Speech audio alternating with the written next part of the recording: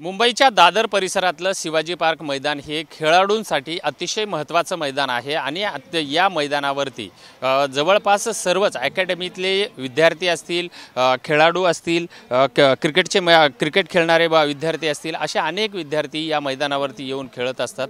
मात्र मागच्या काही दिवसापासून या मैदानावरती धुळीचं साम्राज्य वाढलं असल्याच्या तक्रारी आजूबाजूच्या रहिवाशांकडून होत असताना आपल्याला पाहायला मिळत आहेत।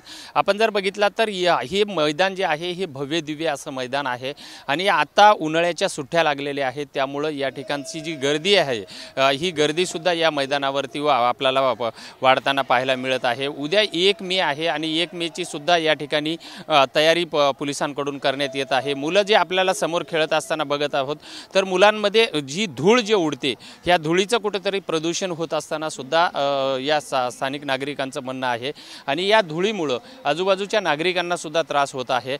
या मैदानाची देखरेख आणि हे मैदान जे आहे हे महापालिकेकडून चांगल्या पद्धतीने व्हावं, याच्या ठिकाणी वेळोवेळी पाणी टाकण्यात यावं आणि हे धूळ कुठेतरी थांबवण्यात यावी अशी मागणी सुद्धा करण्यात येत आहे।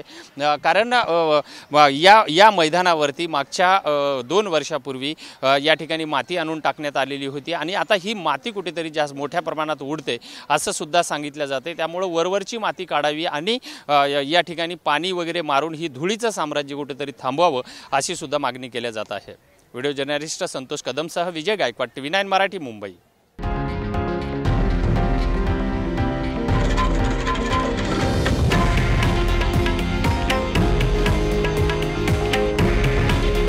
हे आहे देशातील नंबर 1 न्यूज नेटवर्क आणि आपण पाहत आहात TV9 मराठी।